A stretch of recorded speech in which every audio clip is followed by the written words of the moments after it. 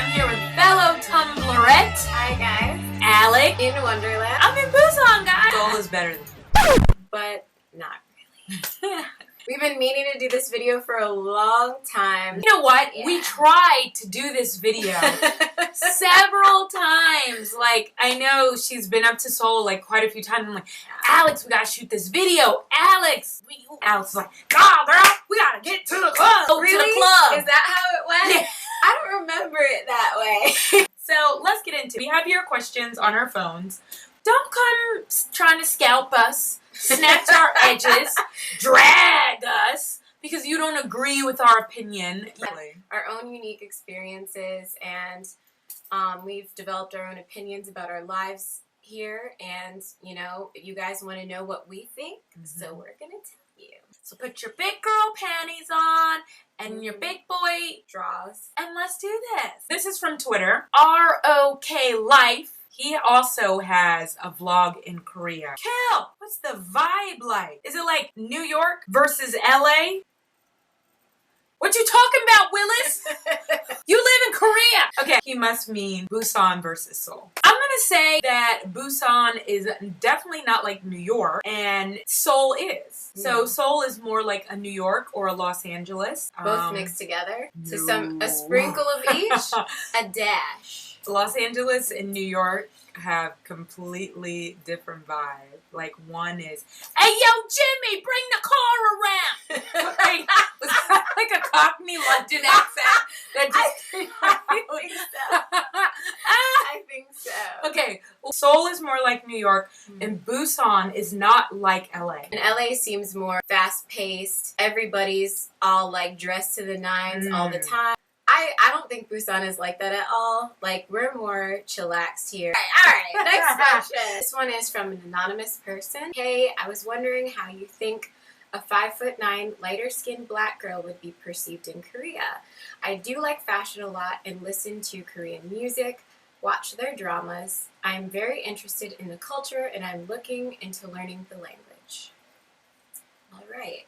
The next one is also from an anonymous person, and it says, how would tall, Finnish, curvy girls be perceived? Did you make friends easily? How does the older population react to you? How we are perceived here in our different shapes and sizes. And it does depend on a lot of things. I mean, I think the number one factor is where you live. Seoul, are you living in Busan? Are you living in a small town? I think the second factor is, would it be appearance or attitude? Well, before you open your mouth here, it'll be appearance. But we're talking about from our perspectives as lighter skinned African-American women. I once had a Korean person tell me I wasn't black. If you have dark skin, you're gonna have to come over a few more hurdles. That's what I'm trying to say. Yeah, if your skin is lighter, the lighter the spectrum, you know, right here, you're gonna get more privilege. That's for sure. I mean, and granted, at the end of the day, we're all black, and even if they can't tell we're black, they can tell we're other.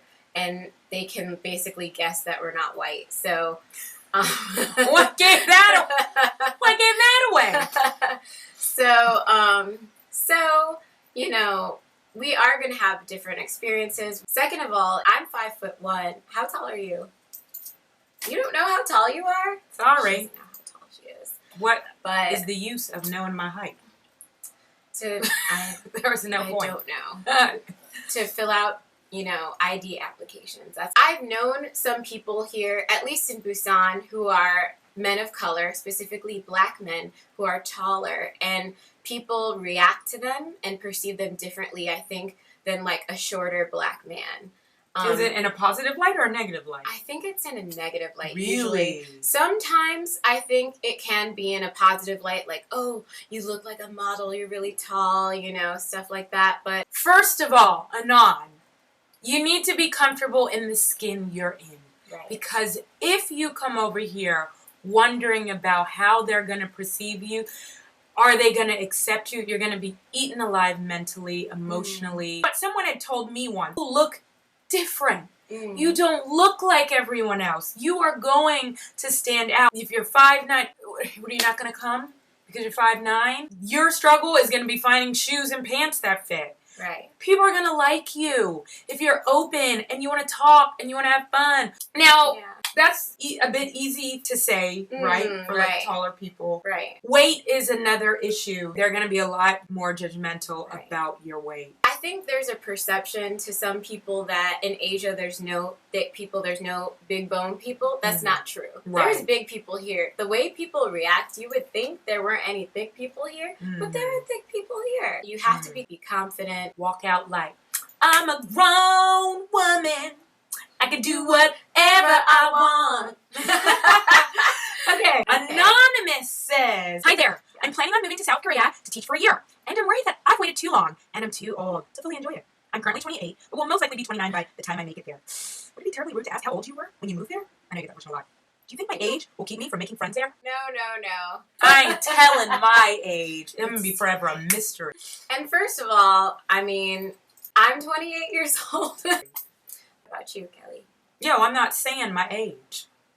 All right, I guess they could calculate it if you say. I'm going to just tell you right now, you're safe. Even in my later 20s, you can still meet people. There's teachers coming from all over the globe, all ages. Don't let your age stop you. It's not like you're 60 applying to come over. But if you are, that's okay. Get a job. No, you can't.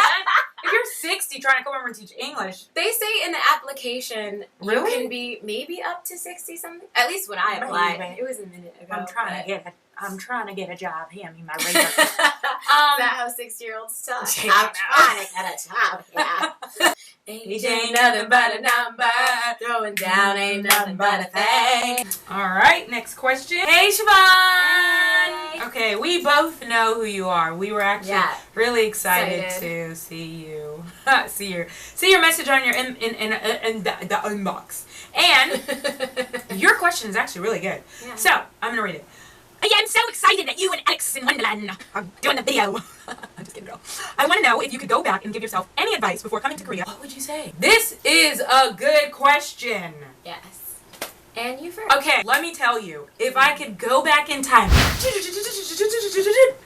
Hey, sign up for that Korean class that you've been wanting to take in college. Well, it's free.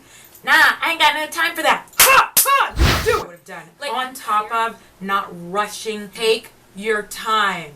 If you're on track to get your master's and come out. You're going to make more money.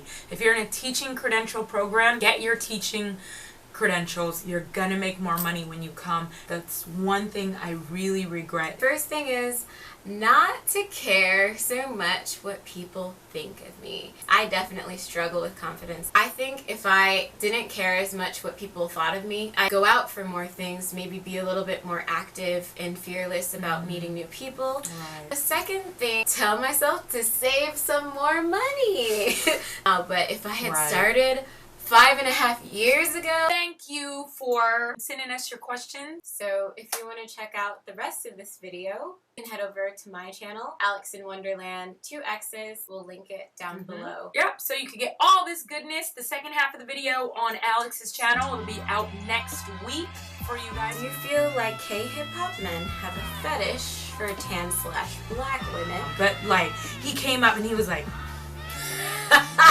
Finn came up. He came up and he was like, hey, yo, ma. When I saw Jay Park, did I tell y'all about Jay Park? Did you tell them about Jay Park? Dude, I didn't